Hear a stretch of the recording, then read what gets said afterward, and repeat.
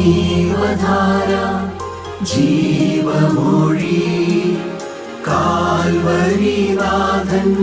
സ്നേഹമൊഴി തിരുനിറത്താൽ ജീവനേകും യേശുനാഥന്റെ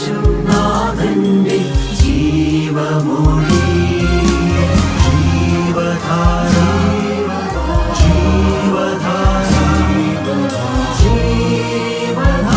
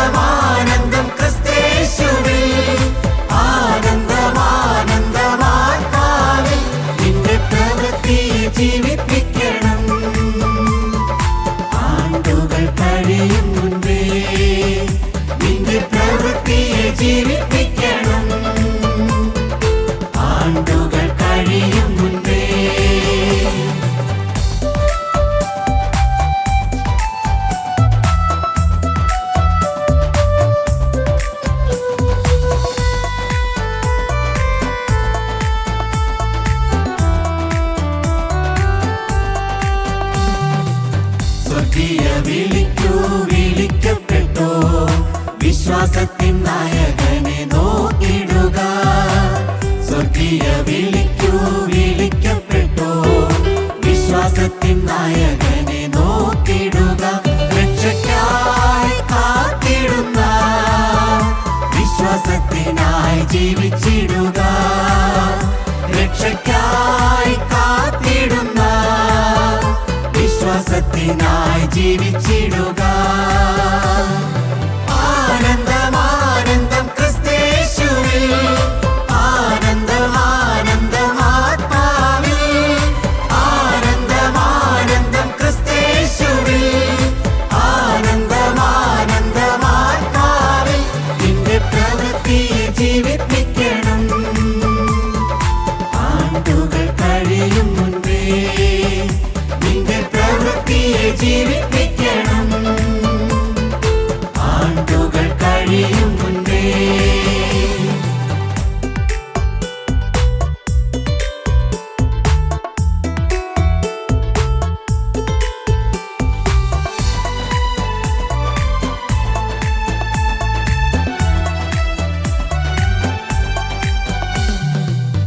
ഉണർന്നിടാം വേഗം എഴുന്നേറ്റിടാം ക്രിസ്തു നമ്മിലെന്നും പ്രകാശിക്കുവാൻ.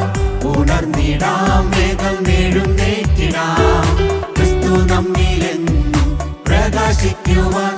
ഉണർന്നിരിപ്പിൻ ശക്തിപ്പെടുവിൻ ഉന്നതൻ ശക്തിയാൽ ജീവിക്കാം. ഉണർന്നിരിപ്പിൻ ശക്തിപ്പെടുവിൻ ഉന്നതൻ ശക്തിയാൽ ജീവിക്കാം. ആനന്ദമാനന്ദം ക്രിസ്തേശുവിൽ ആനന്ദമാനന്ദമാത്മാവിൽ ആനന്ദമാനന്ദം ക്രിസ്തേശുവിൽ ആനന്ദമാനന്ദമാത്മാവിൽ നിന്റെ പ്രവൃത്തിയെ ജീവിപ്പിക്കണം.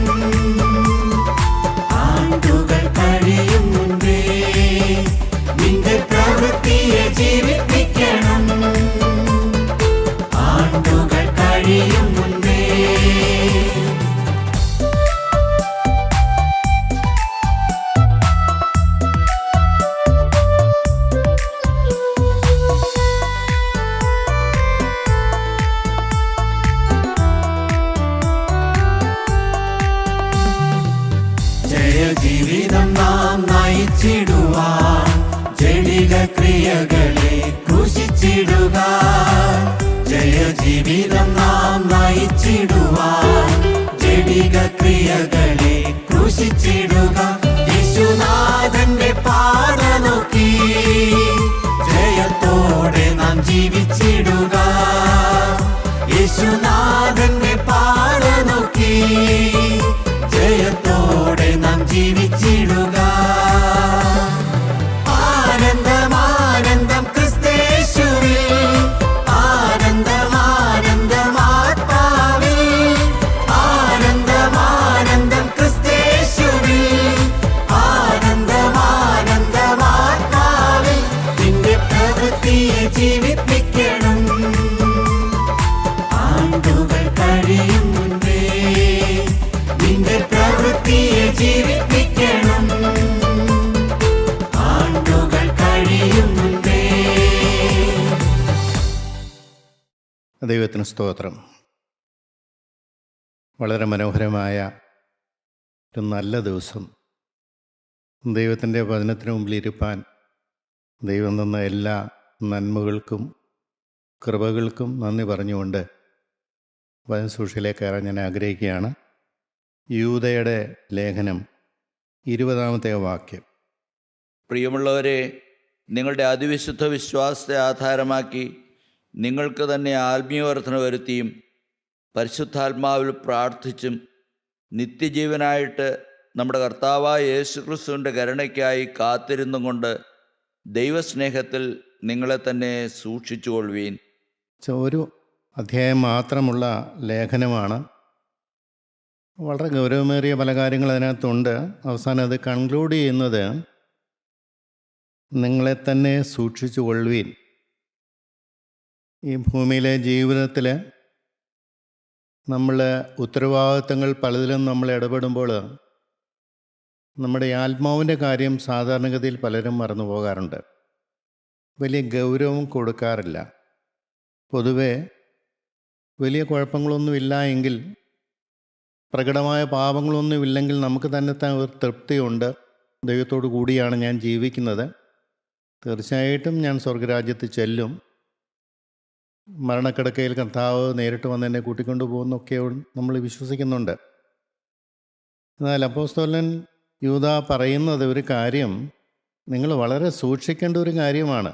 ജീവിതം നിസ്സാരമായി കാണേണ്ട ഒരു കാര്യമല്ല, അത് വളരെ ഗൗരവത്തോടുകൂടി കണ്ടാലേ നമ്മുടെ ആത്മാവ് രക്ഷ പ്രാപിക്കുകയുള്ളൂ, ദൈവസന്നിധിയിലേക്ക് എടുക്കപ്പെടുകയുള്ളൂ. ഇവിടെ നാം പറയുന്നത് ഇവിടെ ഒരു അതിവിശുദ്ധ വിശ്വാസത്തെക്കുറിച്ചാണ്. നമുക്കറിയാം, കർത്താവ് ഇവിടെ ഭൂമിയിൽ വന്ന കാലം, തൻ്റെ വേല ചെയ്ത കാലത്തൊക്കെയും പല രീതിയിലുള്ള വിശ്വാസത്തെക്കുറിച്ച് പറയുന്നുണ്ട്. വിശ്വാസമാണ് ഒരു അടിസ്ഥാനമായ ഘടകം. ദൈവത്തിലുള്ള വിശ്വാസം, ക്രിസ്തുവിലുള്ള വിശ്വാസം, ക്രിസ്തു ദൈവത്തിൻ്റെ പുത്രനാണെന്നുള്ള വിശ്വാസം, പിതാവായതെയും പുത്രനായ ക്രിസ്തുവിനെ ഭൂമിയിലേക്ക് അയച്ചത് നമ്മളുടെ ഓരോരുത്തരുടെയും രക്ഷയ്ക്ക് വേണ്ടിയാണെന്നുള്ള അടിയുറച്ച വിശ്വാസം. സാധാ മനുഷ്യനൊക്കെ അവൻ തച്ചൻ്റെ മകനാണെന്ന് പറയാറുണ്ട്. അവൻ്റെ സഹോദരന്മാരൊക്കെ നമ്മുടെ കൂടെ ഇല്ലയോ, അവന് ഈ ലഭിച്ച പരിജ്ഞാനമൊക്കെ എവിടെ നിന്നാണ്, അവന് വലിയ വിദ്യാഭ്യാസമൊന്നും ഇല്ലല്ലോ എന്ന് അവൻ്റെ പ്രകടമായ പല ഭാവങ്ങളും കണ്ട് അവനെ വിധിച്ച് തള്ളിക്കളയാറുണ്ട്, അവിശ്വസിക്കാറുണ്ട്. അപ്പോൾ അവിശ്വസിക്കുന്ന വലിയൊരു കൂട്ടം ജനങ്ങളുണ്ട്. യേശു ക്രിസ്തു ആരാണെന്നറിയാതെ അവൻ്റെ പുറമേയുള്ള ആ ബാഹ്യമായ കാര്യങ്ങളെല്ലാം കണ്ടുകൊണ്ട് അവൻ്റെ വിദ്യാഭ്യാസം, അവൻ്റെ ആരോഗ്യം, അവൻ്റെ കുടുംബം, അവൻ്റെ സഹോദരന്മാർ, ഇതെല്ലാം വെച്ചിട്ട് മാനദണ്ഡം വെച്ചിട്ട് അവനെ അളക്കുകയാണ്, വിധിക്കുകയാണ്. കർത്താവ് തൻ്റെ സ്വന്തം സ്ഥലത്ത് ചെന്ന് വേല ചെയ്തിട്ട് അവിശ്വാസം കൊണ്ട് അവനെ ഒന്നും ചെയ്യാൻ പറ്റില്ലെന്നാണ് പറയണത്. ജനങ്ങൾ അവനെ അംഗീകരിക്കുന്നില്ല. ദൈവം അയച്ചതാണെന്ന് വിശ്വാസമില്ലാതെ ദൈവത്തിൻ്റെ ആത്മാവിനെ എങ്ങനെ വ്യാപരിക്കാൻ പറ്റും? അപ്പോൾ അവിശ്വാസത്തിൻ്റെ വലിയൊരു ദുരാത്മാവ് ഈ ഭൂമിയിൽ വ്യാപരിക്കുന്നുണ്ട്, അനേകരകത്ത് വീഴുന്നുമുണ്ട്. അവിശ്വാസം നമുക്കറിയാം. ഗദരദേശത്തെ ഭൂതഗ്രസ്തനെ സൗഖ്യമാക്കിയപ്പോൾ അവനിലുള്ള ഭൂതമെല്ലാം കർത്താവ് ശാസിച്ച് ഇറക്കി വിട്ടപ്പോൾ ആ ഭൂതങ്ങളെല്ലാം കൂടെ പന്നിയിൽ കയറി, പന്നി കടുംതൂക്കത്തോടെ കടലിൽ വീണു, ചത്തു. ആ ഭൂതങ്ങളെല്ലാം ആ ഗദർദേശത്തുള്ള ജനങ്ങളിലേക്ക് കയറി തുടങ്ങിയപ്പോൾ അവർ പറഞ്ഞൊരു കാര്യമുണ്ട്, നീ ഇവിടം വിട്ട് അതിർ വിട്ട് പോകണം. അവർക്ക് ഈ ലോകത്തിലെ പന്നി പോയാലാണ് സങ്കടം. നിത്യനായ ദൈവനമ്പുരാൻ ഭൂതഗ്രസ്തനെ സൗഖ്യം കൊടുത്തതൊന്നും അവർക്കൊരു വിഷയമല്ല. അവരിലും ഭൂതമുണ്ട്, ഞങ്ങൾക്ക് ഈ സൗഖ്യം കിട്ടുമെന്ന് എന്ന് മനസ്സിലാക്കിക്കൊണ്ട് അവനെ സ്വീകരിക്കുകയല്ല ചെയ്തത്. എത്രയും വേഗം ഗദർദേശം വിട്ടു പോകണമെന്നാണ് പറഞ്ഞത്. അങ്ങനെ അവിശ്വാസത്തിൻ്റെ വലിയൊരു വ്യാപാരം ഈ ഗോളത്തിലുണ്ട്. നമുക്കറിയാം, അത് പിന്നീട് അല്പവിശ്വാസത്തെക്കുറിച്ച് പറയുന്നുണ്ട്. പടകിൽ യാത്ര ചെയ്യുമ്പോൾ ശിഷ്യന്മാരെ പേടിച്ച് കർത്താവിനെ വിളിച്ച് ഞങ്ങൾ നശിച്ചു പോകുന്നതിൽ നിനക്ക് വിചാരമില്ലയെന്ന് ചോദിച്ചുകൊണ്ട് അല്പവിശ്വാസത്തെക്കുറിച്ച് പറയുന്നുണ്ട്. മറൂ മലയിൽ നിന്ന് ഇറങ്ങി താഴേക്ക് വന്നപ്പോൾ ബാക്കിയുള്ള ശിഷ്യന്മാർക്ക് സൗഖ്യം കൊടുക്കാൻ പറ്റാത്തത് കൊണ്ട് അവരുടെ അല്പവിശ്വാസത്തെക്കുറിച്ച് പറയുന്നുണ്ട്. വിശ്വാസമുള്ളവരെക്കുറിച്ച് പറയുന്നുണ്ട്. കുഷ്ഠരോഗികൾ വിശ്വാസത്തോട് കർത്താവിൻ്റെ സന്നയിൽ വന്ന് പുറകെ നടന്ന് വീട്ടിലേക്ക് വന്നിട്ട് ഞങ്ങളെ സൗഖ്യമാക്കണമെന്ന് പറഞ്ഞ് വിശ്വാസത്തിൻ്റെ കാര്യം ഇവിടെ പറയുന്നുണ്ട്.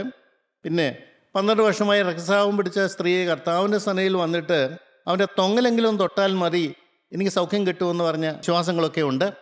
ഇതെല്ലാം വലിയ വിശ്വാസത്തെക്കുറിച്ച് പറയുന്നുണ്ട്. ശതാധിപൻ്റെ ദാസനെ രോഗമായി കിടന്നപ്പോൾ ഞാൻ വന്ന് സൗഖ്യമാക്കുമെന്ന് യേശു പറഞ്ഞപ്പോൾ പറഞ്ഞു, വരണമെന്നില്ല, നീ എൻ്റെ പുറയ്ക്കകത്ത് വരാൻ ഞാൻ യോഗ്യനല്ല, നീ ഇവിടെ നിന്ന് കൽപ്പിച്ചാൽ മതി എന്ന് പറഞ്ഞു.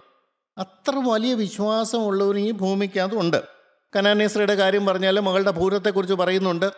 മകള് ദൂരെയാണ്, പക്ഷേ സ്ത്രീ ഇവിടെ വന്നിട്ട് മകൾക്ക് വേണ്ടി യാചിക്കുകയാണ്. അവളുടെ വിശ്വാസം കണ്ടിട്ട് പറഞ്ഞു, ഇത്ര വലിയ വിശ്വാസം ഇവിടെ കാണുന്നില്ലല്ലോ എന്ന് പറഞ്ഞു. അങ്ങനെ പല രീതിയിലുള്ള വിശ്വാസമുണ്ട്. അതിൽ നിന്നും വ്യത്യസ്തമായൊരു കാര്യമാണ് അതിവിശുദ്ധ വിശ്വാസത്തെക്കുറിച്ച് പറയുന്നത്. ഞാൻ അതേക്കുറിച്ച് ചിന്തിക്കാനാണ് ഞാൻ ആഗ്രഹിക്കുന്നത്. അതിവിശുദ്ധ വിശ്വാസം കർത്താവ് ലൂക്കോസ് സുവിശേഷം 12-ാം അധ്യായത്തിനകത്തെ 8-ാമത്തെ വാക്യത്തിനകത്ത് പറയുന്നുണ്ട്, എന്നാൽ മനുഷ്യപുത്രൻ വരുമ്പോൾ ഭൂമിയിൽ വിശ്വാസം കണ്ടെത്തുവോ? എന്നെ ഏറ്റവും ചിന്തിപ്പിച്ചൊരു കാര്യമാണ്. നമുക്ക് വിശ്വാസമുണ്ടെന്ന് എല്ലാവരും പറയാറുണ്ട്. വിശ്വാസം കൊണ്ട് കർത്താവിനെ സമീപിച്ചെന്ന് നമ്മൾ പ്രാർത്ഥിക്കാറുണ്ട്. പ്രാർത്ഥിക്കുന്ന അനേക കാര്യങ്ങൾ നമുക്ക് ലഭിക്കാറുമുണ്ട്. നല്ല കാര്യമാണ്. ദൈവം പ്രാർത്ഥന കേട്ടു, നമുക്ക് അനുഗ്രഹം തന്നു. എന്നാൽ ഇവിടെ പറയുന്നൊരു കാര്യം, മനുഷ്യപുത്രൻ രണ്ടാമത് വരുമ്പോൾ ഭൂമിയിൽ വിശ്വാസം കണ്ടെത്തുമോ? അത് ഗൗരവമുള്ളൊരു കാര്യമാണ്. കർത്താവ് എന്താണ് അങ്ങനെ പറഞ്ഞത്?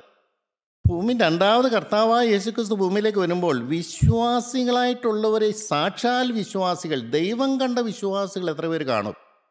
ഇവിടെ അങ്ങനെയുള്ള വിശ്വാസികൾ കണ്ടെത്തുമെന്നാണ് അത്ഭുതത്തോടെ ചോദിക്കുന്നത്. അതിന് മുമ്പ് പറയുന്നത് മടുത്തു പോകാതെ പ്രാർത്ഥിക്കുന്ന കാര്യത്തെക്കുറിച്ചാണ് പറയുന്നത്. അങ്ങനെ മടുത്തു പോകാതെ പ്രാർത്ഥിക്കുന്നവരുടെ പ്രാർത്ഥന ദൈവം കേൾക്കുന്നതാണ് പറഞ്ഞത്. അങ്ങനെ ആത്മാവിൻ്റെ കാര്യത്തെക്കുറിച്ച് മടുത്തു പോകാതെ പ്രാർത്ഥിക്കുന്ന എത്ര പേരുണ്ടെന്നാണ് കർത്താവ് ചോദിക്കുന്നത്. ഭൂമി ജീവിക്കുമ്പോൾ ഭൂമിയോട് ചേരുന്നു. ഭൂമിയിലെ വിഷയങ്ങൾ നമ്മുടെ പ്രധാനപ്പെട്ട വിഷയങ്ങളായിട്ട് മാറുന്നു. നമുക്ക് ദൈവത്തിൻ്റെ നമ്മളോട് നിഷ്കർഷിക്കുന്ന നമ്മുടെ ആത്മാവിൻ്റെ കാര്യത്തെക്കുറിച്ച് നമ്മൾ ചിന്തിക്കുന്നില്ല. ആത്മാവ് എങ്ങനെയാണ് ഇരിക്കുന്നത്? ആത്മാവ് ബന്ധനത്തിലാണോ? ആത്മാവിന് സ്വാതന്ത്ര്യമുണ്ടോ? എനിക്ക് ദൈവമായിട്ടുള്ള ബന്ധമുണ്ടോ? കർത്താവായ യേശുക്രിസ്തു എൻ്റെ ഹൃദയത്തിലുണ്ടോ? ഇതൊന്നും സാധാരണഗതിയിൽ ആരും ചിന്തിക്കാറില്ല. ദൈനംദിന ജീവിത തിരക്കിനിടയ്ക്ക് അവരിതൊക്കെ അങ്ങ് മറന്നുപോകുന്നു. അങ്ങനെ നിരന്തരം മുട്ടിപ്പായിട്ട് ആത്മാവിൻ്റെ രക്ഷയ്ക്ക് വേണ്ടി മടുത്തു പോകാതെ പ്രാർത്ഥിക്കുന്ന ആ ഒരു ഉദാഹരണം വെച്ചാണ് കർത്താവ് അങ്ങനെ പറയുന്നത്. കർത്താവ് രണ്ടാമത് വരുമ്പോൾ ഭൂമിയിൽ വിശ്വാസം കണ്ടെത്തുമെന്ന്. പ്രിയപ്പെട്ടവർ, നമ്മളിതെല്ലാം കേൾക്കുന്നുണ്ടെങ്കിലും നമ്മൾ ചിന്തിക്കാറില്ല, അതിന് വില കൊടുക്കാറില്ല. മടുത്തു പോകാത്തൊരു പ്രാർത്ഥന നമുക്കുണ്ടോ? നമ്മുടെ ആത്മാവിൻ്റെ കാര്യത്തെക്കുറിച്ച് നമുക്ക് വലിയ ഗൗരവമുള്ള കാര്യമാണോ? ഈ പറഞ്ഞ കാര്യങ്ങളെല്ലാം കർത്താവ് ഭൂമിയിൽ ഉണ്ടായിരുന്ന കാലത്ത് സംഭവിച്ച കാര്യങ്ങളാണ്.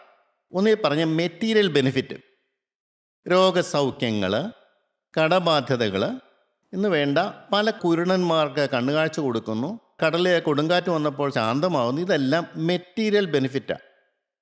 എന്നാൽ കർത്താവ് കടന്നു പോയ ശേഷം യൂദായുടെ ലേഖനത്തിൽ വ്യക്തമായിട്ട് പറയുന്നുണ്ട്, ഒരു അതിവിശ്വാസമുണ്ട്.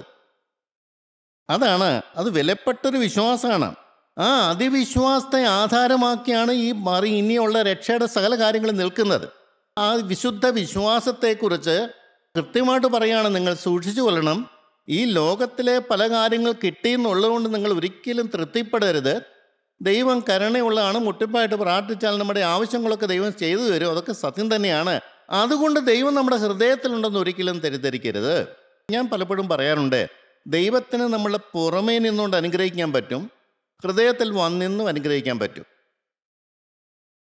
അതിൽ ഏതാ വേണ്ടതെന്ന് ചോദിച്ചാൽ എന്തു പറയും? നമ്മൾ പ്രാർത്ഥിക്കുന്നു, മുട്ടിപ്പായിട്ട് പ്രാർത്ഥിക്കുന്നു, മടുത്തു പോകാതെ പ്രാർത്ഥിക്കുന്നു. നമ്മുടെ ലോകത്തിലെ ഒരു കാര്യങ്ങൾ ദൈവം സാധിപ്പിച്ചു വരുന്നു. അതുകൊണ്ട് നമ്മുടെ ആൾക്കാർക്ക് ഒരു തെറ്റിദ്ധാരണയുണ്ട്, ദൈവം എൻ്റെ ഹൃദയത്തിലുണ്ട്. തെറ്റാണത്. ദൈവം കരുണ തോന്നി പ്രാർത്ഥന കേൾക്കുന്ന ഒരു ദൈവമുണ്ട്. ആ ഒരു കാര്യം സാധിക്കാൻ വേണ്ടി നമ്മൾ എത്രമാത്രം എഫേർട്ട് എടുത്തു, എത്രമാത്രം ഉപവാസപ്പെടുത്തു, എത്രമാത്രം പ്രാർത്ഥിച്ചു, എത്രമാത്രം ഗൗരവത്തോട് ദൈവസനെ ഇരുന്ന് കരഞ്ഞു പ്രാർത്ഥിച്ചു എന്നുള്ള ആ ഗൗരവം നമ്മുടെ ആത്മാവിൻ്റെ ബന്ധനം വഴിക്കാൻ നമുക്കുണ്ടോ? നമ്മുടെ ആത്മാവിൻ്റെ അവസ്ഥ എന്താണെന്ന് നമ്മൾ തിരിച്ചറിയുന്നുണ്ടോ? ഇതാരും പറഞ്ഞേണ്ട കാര്യങ്ങളല്ല, തന്നെത്താൻ ദൈവസന്നെ ഇരുന്ന് മനസ്സിലാക്കേണ്ട കാര്യമാണ്. അല്ല, ഒന്നുകൂടെ ഞാൻ പറയാം, ദൈനംദിന ജീവിതത്തിൽ നാം ജോലി ചെയ്യുമ്പോൾ തന്നെ നമുക്കറിയാം നമ്മുടെ ഉള്ളിൽ വസിക്കുന്ന ആരാണെന്ന്. നമ്മുടെ ഹൃദയം എങ്ങോട്ടാണ് പോണത്? ലോകത്തിലേക്കല്ലേ? ഭാരവിഷയങ്ങളിലേക്കല്ലേ? ആകുലങ്ങളല്ലേ? ചിന്താഭാരങ്ങളല്ലേ? ഈ ലോകത്തിലേക്ക് കെട്ടപ്പെട്ട് കിടക്കുകയല്ലേ നമ്മുടെ ദൈനംദിന ജീവിതത്തിൻ്റെ ഭൂരിഭാഗം സമയവും. ഉറങ്ങുന്ന സമയം കഴിഞ്ഞാൽ ബാക്കി 100 മണിക്കൂറുണ്ട്. ഈ മണിക്കൂറുകൾ നമ്മൾ എന്തിനു വേണ്ടി ചെലവഴിക്കുന്നു? അല്ല, നമ്മൾ അറിയാതെയാണെങ്കിലും നമ്മുടെ ചിന്താമണ്ഡലം എങ്ങോട്ട് പോകുന്നു? നമ്മുടെ ഹൃദയം എങ്ങോട്ട് ചായുന്നു? നമ്മുടെ ഹൃദയം ഏതിൽ കെട്ടപ്പെട്ട് കിടക്കുന്നു? നമ്മളെ നിയന്ത്രിക്കുന്ന ആരാണ്? നമുക്കറിയാൻ പാടില്ല പ്രിയരെ. നമ്മൾ വെറുക്കുന്ന പാപം നമ്മൾ വരുന്നത് എന്തുകൊണ്ട്? നമുക്കറിയാം, ഒരു കോപം, ഏത് മനുഷ്യൻ നോക്കിയാലും കോപം തെറ്റാന്നറിയാം. പക്ഷെ എന്തുകൊണ്ടാണ് കോപിക്കുന്നത്? ഈർഷ്യ വരുന്നു, മുഷിച്ചിൽ വരുന്നു, ഇറിറ്റേഷൻ വരുന്നു, ഭാരം വരുന്നു, ആകുലം വരുന്നു, ഇഷ്ടക്കുറവ് വരുന്നു. ഇതൊക്കെ ദൈവത്തിൻ്റെ ആത്മാവിൻ്റേതാണോ? ദൈവം ഹൃദയത്തിലുള്ളതിൻ്റെ തെളിവാണോ? ഇതാരിൽ നിന്ന് ഉത്ഭവിക്കുന്നു? ഇത് എങ്ങനെ വരുന്നു? ഒരേ ഉറവിൽ നിന്ന് കയ്പും മധുരവും പുറപ്പെടുവോ? നമ്മളിൽ നിന്ന് വരുന്നത് എന്താണ്? വൃക്ഷത്തെ അതിൻ്റെ ഫലം കൊണ്ടറിയാം. ഈർഷ്യ വരാനുള്ള ഒരു ഉപകരണമാണോ നമ്മുടെ ശരീരം, നമ്മുടെ ജീവിതം? മറ്റുള്ളവർക്കെതിരായിട്ട് നമുക്ക് പരാതി പറയുകയും ദൈവത്തിനെതിരായിട്ട് പരാതി പറയുകയും ചെയ്യുന്ന ഒരു ശരീരമാണോ നമ്മുടേത്? നമ്മുടെ ശരീരം എന്താണ്? ആർക്കു വേണ്ടിയുള്ളതാണ്? അത് ദൈവം മെനഞ്ഞതാണ്, ദൈവത്തിന് വേണ്ടി മെനഞ്ഞതാണ്, ദൈവത്തിന് വസിക്കാനുള്ള കൂടാരമാണ്. അവിടെ ആരാധന നടക്കേണ്ട സ്ഥലമാണ്. അവിടെ ദൈവം ഇറങ്ങി വന്ന് വസിക്കേണ്ട സ്ഥലമാണ്. ദൈവത്തിൻ്റെ കാര്യപരിപാടി ഈ ഭൂമിയിൽ നടക്കേണ്ട ഒരു സ്ഥലമാണത്. ദൈവത്തെ മനുഷ്യൻ തിരിച്ചറിയുകയും അനുഭവിക്കുകയും ചെയ്യേണ്ട ഒരു സ്ഥലമാണത്. ദൈവത്തെ ജീവിക്കുന്നുവെന്ന് കാണിച്ചു കൊടുക്കേണ്ട ഒരു കൂടാരമാണ് മനുഷ്യജീവിതം. ആ കൂടാരത്തിൽ പിശാചിൻ്റെ അവകാശങ്ങൾ വ്യാപരിക്കുന്ന കണ്ട് ദൈവം ദുഃഖിക്കുകയല്ലേ? നമ്മളിന്ന് പുറപ്പെടുന്ന എന്താണ്? നമ്മളിന്ന് പുറപ്പെടുന്ന പിശാചിന് അവകാശമുള്ള പാപമാണോ? അത് നമ്മൾ ലഘൂകരിച്ചിട്ടൊന്നും കാര്യമില്ല. അത് ചിന്തയിലാണ്, അതെൻ്റെ നോട്ടത്തിലാണ്, അല്ലെങ്കിൽ എൻ്റെ മനോഭാവത്തിലാണ്, അല്ലെങ്കിൽ എൻ്റെ സ്വപ്നത്തിലാണ് ചിന്തിച്ചിട്ടൊന്നും ഒരു കാര്യവുമില്ല. ഞാനെന്ന് പറഞ്ഞ മനുഷ്യക്കൂടാരം ദൈവം എന്നെ വിളിച്ച് വേർതിരിച്ച്, വലിയ വില കൊടുത്ത് എന്നെ വിളിച്ച് വേർതിരിച്ചിട്ട് ഞാൻ ഇന്നും പിശാചിൻ്റെ കസ്റ്റഡിയിൽ കിടക്കുന്നുണ്ടോ? ദൈവം എത്രമാത്രം കരയും? പ്രിയപ്പെട്ട, നമുക്കറിയാൻ പാടില്ല, നമ്മളുടെ ഒരു കുട്ടിയെ ആരെങ്കിലും പിടിച്ചോണ്ട് പോയി നമുക്ക് വഹിക്കാൻ വയ്യാത്ത കോടിക്കണക്കിന് രൂപ കൊടുക്കണം എന്നാലേ തരുവുള്ളെന്ന് പറഞ്ഞാൽ നമ്മളൊന്ന് ആലോചിച്ച് നോക്കിയാൽ നമ്മുടെ സങ്കടം എത്ര വലുതായിരിക്കും. ഇത്രയും നാളും നമ്മൾ വളർത്തിയ കുട്ടി വേറെ ആടെ കസ്റ്റഡിയിലായി കഴിഞ്ഞാൽ അതിനെ വീണ്ടെടുക്കണമെങ്കിൽ എനിക്ക് സാധിക്കാത്തൊരു വില കൊടുക്കണമെന്ന് പറഞ്ഞാൽ നമ്മൾ എന്ത് ചെയ്യും? ഇതന്നെയല്ലേ ദൈവത്തിൻ്റെ വേദന? ഞാൻ നിങ്ങളൊക്കെയും ദൈവത്തിൻ്റെ കൈപ്പണി, ദൈവത്തിന് വലിയ പ്രതീക്ഷയോടെ ഈ കാലമൊക്കെയും വളർത്തിക്കൊണ്ടുവന്നു. എന്നിട്ട് ഫലമുണ്ടോ? നല്ല ഫലമുണ്ടോ? യജമാനന് സ്വീകരിക്കാൻ പറ്റിയ ഫലം നമ്മളിൽ നിന്ന് വരുന്നുണ്ടോ? പ്രിയപ്പെട്ടവരെ, ദൈവത്തിൻ്റെ വേദന അതാണ്. ഈ വേദന ആര് കാണുന്നുണ്ട്? നമ്മളെല്ലാം ദൈനംദിന ജീവിതത്തിരക്കിനകത്ത് നമ്മളങ്ങ് പോകുന്നു, ദൈവത്തെ മറന്നു പോകുന്നു. ദൈവത്തിൻ്റെ വേദന മറന്നു പോകുന്നു, ദൈവത്തിൻ്റെ ഹൃദയത്തിൻ്റെ സ്പന്ദനം നാം മറന്നു പോകുന്നുണ്ട്. എന്നെ സൃഷ്ടിച്ച ദൈവം, എന്നെ വീണ്ടെടുത്ത ദൈവം, കനത്ത വില കൊടുത്ത് എന്നെ വീണ്ടെടുത്ത ദൈവം, പുത്രനെ പേർ ചെയ്ത് പുത്രനെ തള്ളിക്കളഞ്ഞിട്ട് എന്നെ വീണ്ടെടുത്തു. അവൻ്റെ രക്തം കൊണ്ട് എന്നെ വീണ്ടെടുത്തു. ചെയ്തു കൂട്ടിയ സകല പാപവും ക്ഷമിച്ചു തന്നു. ബന്ധനങ്ങൾ അഴിച്ചു തന്നു. കെട്ടുകൾ പൊട്ടിച്ചു തന്നു. ഉറപ്പുള്ള പാറമേൽ നിർത്തി നാവിൽ സ്തുതി തന്നു. ആദ്യ സ്നേഹം നിറപടിയായി തന്നു. ഈ ലോകത്തിൻ്റെ ഒന്നും തൊടാതെ കൊണ്ടും ജീവിക്കാനുള്ള എല്ലാ സൗഭാഗ്യവും തന്നിട്ട് ഇന്ന് നീ എങ്ങനെ കഴിയുന്നു? സ്തുതി നാവിലുണ്ടോ? ആരാധനയുണ്ടോ? സന്തോഷമുണ്ടോ? സമാധാനമുണ്ടോ? എൻ്റെ പൊന്നു സഹോദരാ, നിൻ്റെ അടുത്ത് വരുന്ന ഒരാൾക്ക് എന്താണ് കൊടുക്കാനുള്ളത്? ഈ നല്ലവനായ യേശുവിനെ കുറിച്ച് പറയാൻ നിൻ്റെ നാക്ക് ചലിക്കുമോ? ആത്മാവിനെക്കുറിച്ച് പകർന്നു കൊടുക്കാൻ നിനക്ക് സാധിക്കുമോ? അവിടെയാണ് യൂദാ പറയുന്നത്, ഒരു അതിവിശുദ്ധ വിശ്വാസമുണ്ട്. ദൈവത്തിന് സ്തോത്രം. കർത്താവിൻ്റെ ക്രൂശ് മരണശേഷം ജനിക്കപ്പെട്ട നമുക്കൊക്കെയും ആ ഭാഗ്യം ലഭിച്ചിരിക്കുകയാണ്. പരിശുദ്ധമായൊരു വിശ്വാസം. സ്തോത്രം. പരിശുദ്ധനയിലേക്ക് നീങ്ങുന്ന ഒരു വിശ്വാസം. പിതാവാരിയും അതിപരിശുദ്ധനാണ്, പുത്രൻ തമ്പുരാൻ പരിശുദ്ധനാണ്, ദൈവാത്മാവ് പരിശുദ്ധമാണ്. ആ പരിശുദ്ധിയിലേക്ക് അടുക്കാൻ വേണ്ടി അതിപരിശുദ്ധമായ വിശുദ്ധമായൊരു വിശ്വാസം കൂടിയേ കഴിയുള്ളൂ. ആ വിശ്വാസത്തിന്മേൽ അടിസ്ഥാനപ്പെട്ടാണ് ക്രിസ്ത്യ ജീവിതം മുഴുവനും നടക്കുന്നത്. എൻ്റെ പ്രിയപ്പെട്ടവരൊന്ന് ആലോചിച്ച് നോക്കിയാൽ നമുക്കറിയാം, സ്വന്തം ജീവിതം വിശുദ്ധമായി സൂക്ഷിക്കണമെന്ന് എത്ര പേർക്ക് നിർബന്ധമുണ്ട്. എൻ്റെ ജീവിതം ദൈവത്തിന് വേണ്ടി ഞാൻ വേർതിരിക്കപ്പെട്ടതാണ്, ദൈവത്തിന് വേണ്ടി നേർന്നതാണ്, കാട് തുളച്ച അടിമയാണ് എന്ന് തന്നെത്താൻ പറയാൻ പ്രാഗൽഭ്യമുള്ള എത്ര പേരുണ്ട്? ഇന്ന് അനേകർ പറഞ്ഞ് സാധിക്കില്ലെന്നാണ് പറഞ്ഞത്. ഞാൻ തീരുമാനമൊക്കെ എടുക്കുന്നുണ്ട്, പക്ഷെ സാധിക്കുന്നില്ലെന്ന് പറയും. എത്ര തെറ്റായ കാര്യമാണ്. ദൈവസനയിൽ അംഗീകരിക്കപ്പെടുന്ന ഒരു തീരുമാനമാണെങ്കിൽ തീർച്ചയായിട്ടും അവിടെ തീ ഇറങ്ങിയിരിക്കും. ഞാൻ പറയുന്ന എൻ്റെ ഹൃദയത്തിൻ്റെ ഉള്ളത്തിൽ നിന്നാണ് ഒരു തീരുമാനമെങ്കിൽ, കർത്താവേ എനിക്ക് കോപം വേണ്ട, എനിക്ക് അശുദ്ധി വേണ്ട, അതിൻ്റെ സുഖം എനിക്ക് വേണ്ട, നീ തരുന്ന സന്തോഷവും സമാധാനവും എനിക്ക് മതി.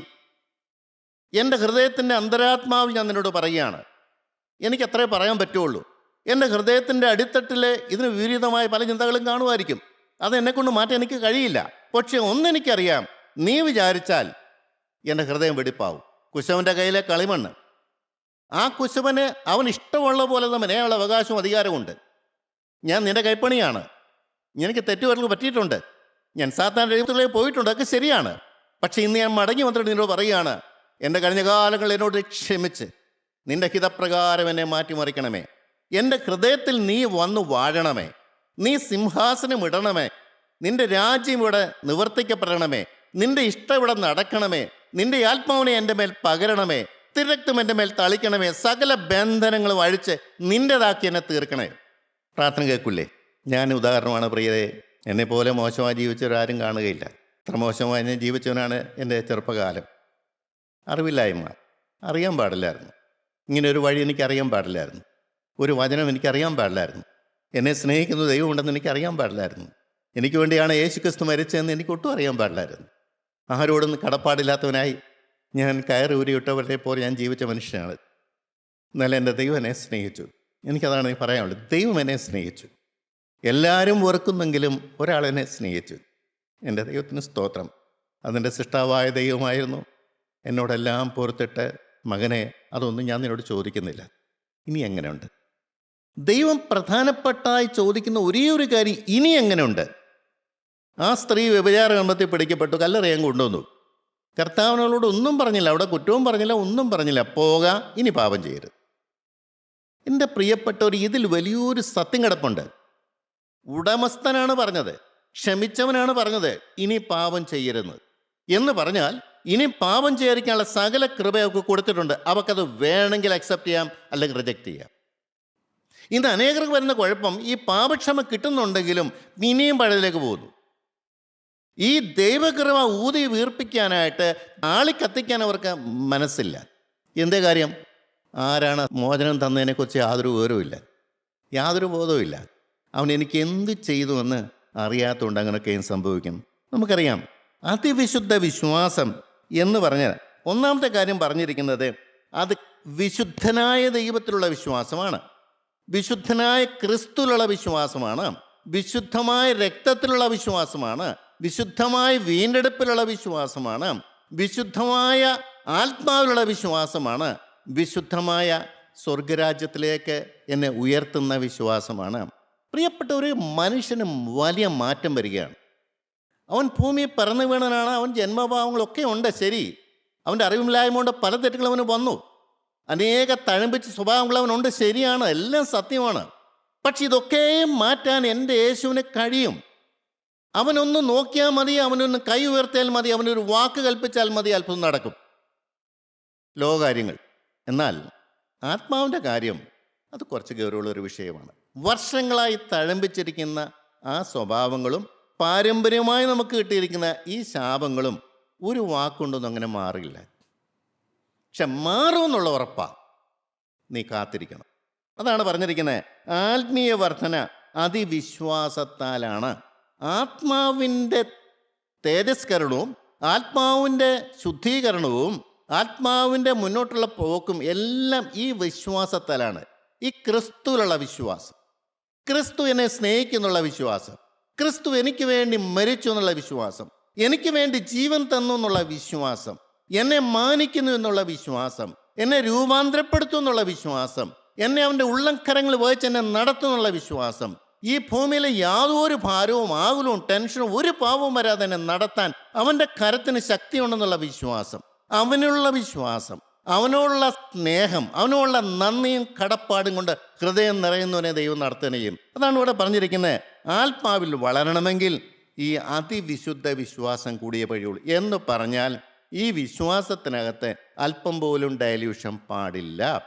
ലോകകാര്യങ്ങൾ നേടാൻ വേണ്ടി ഈ വിശ്വാസം ഉപയോഗിക്കരുതെന്ന് ഞാൻ പറയും. അതെൻ്റെ വ്യക്തിപരമായ താല്പര്യമാണ്. ലോകകാര്യങ്ങൾ നമുക്ക് നേടിയെടുക്കാം, ഇല്ലെന്ന് ഞാൻ പറയില്ല. പക്ഷേ ആ അതിവിശുദ്ധ വിശ്വാസം ആത്മാവിൻ്റെ കാര്യത്തിന് വേണ്ടിയായിരിക്കണം, സ്വർഗരാജ്യത്തിലെത്താൻ വേണ്ടിയായിരിക്കണം, ഈ ഭൂമിയിൽ ദൈവത്തെ പ്രസാദിപ്പിക്കാൻ വേണ്ടിയായിരിക്കണം, ഈ ഭൂമിയിൽ ആത്മാവിൻ്റെ ബന്ധനങ്ങൾ അഴിക്കാൻ വേണ്ടിയായിരിക്കണം, ഈ ഭൂമിയിൽ ദൈവത്തെ കാണാനും ആത്മാവിൻ്റെ കണ്ണു തുറന്ന് കാണുവാനും അവനെ സ്നേഹിക്കാനും അവൻ്റെ കരം പിടിച്ച് ഈ ഭൂമിയിൽ ജീവിക്കാനും അവൻ്റെ ഹിതം എന്താണെന്ന് അറിഞ്ഞ് അതും പ്രകാരം ജീവിക്കാൻ വേണ്ടിയായിരിക്കണം. ആ ഒരൊറ്റ പോയിന്റിലേക്ക് നമ്മുടെ ശ്രദ്ധ കേന്ദ്രീകരിച്ചില്ലെങ്കിൽ നമുക്ക് പിന്നെയും പിന്മാറ്റം സംഭവിക്കും. ആത്മീയ വർധന അതിനുവേണ്ടി എബ്രായലേഖനം 10-ാം അധ്യായത്തിൽ 19-ാമത്തെ വാക്യത്തിൽ നമുക്ക് എല്ലാവർക്കും അറിയാവുന്ന ഒരു കാര്യമാണ്. എബ്രായലേഖനം 10-ാം അധ്യായത്തിന് 19-ാമത്തെ വാക്യം എനിക്കിഷ്ടമുള്ളൊരു വാക്കാണ്. എത്ര മനോഹരമായിട്ടാണ് ദൈവത്തിൻ്റെ ആത്മാവ് പറഞ്ഞിരിക്കുന്നത്.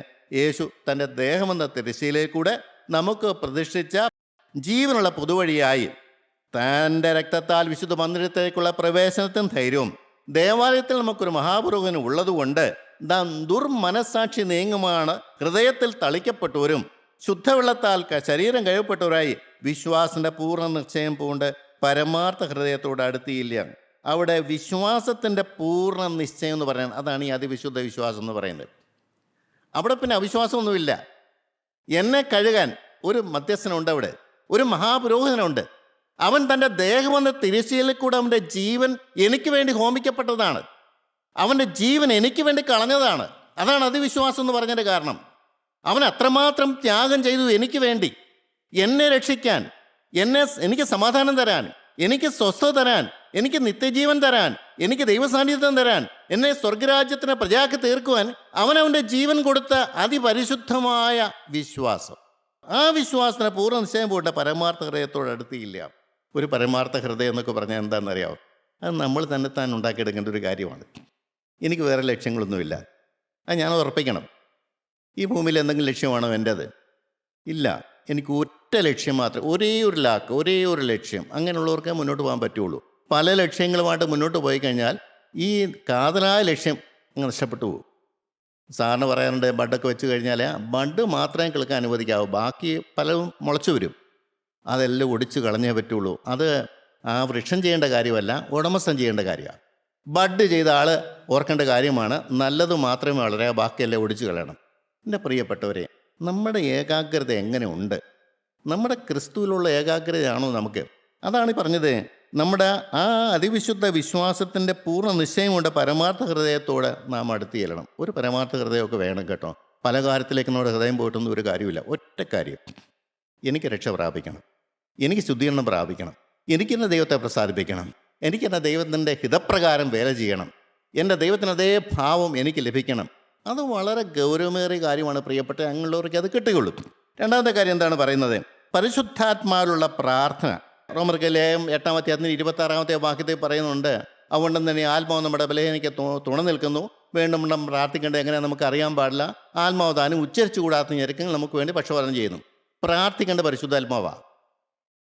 നമ്മുടെ ഹൃദയത്തിൽ ആത്മാവുണ്ടെങ്കിൽ ആ ആത്മാവ് നമുക്ക് വേണ്ടി ദൈവസന്നിധിയിൽ പ്രാർത്ഥിക്കും. പരിശുദ്ധാത്മാവിലുള്ള പ്രാർത്ഥന. നമ്മൾ സ്വന്തമായി പ്രാർത്ഥിക്കുക, അത് ജഡത്തിൻ്റെ പ്രാർത്ഥന എന്ന് പറയും.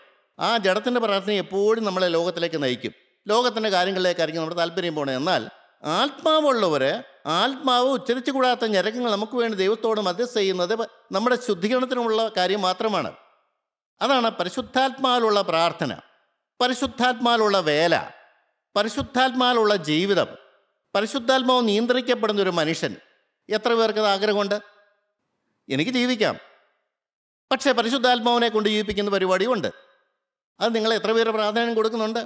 പുസ്തകം പറഞ്ഞു ഇനി ജീവിക്കുന്നത് ഞാനല്ലെന്ന് പറഞ്ഞത്. 2 പേർക്കും കൂടെ ജീവിക്കാൻ പറ്റില്ല.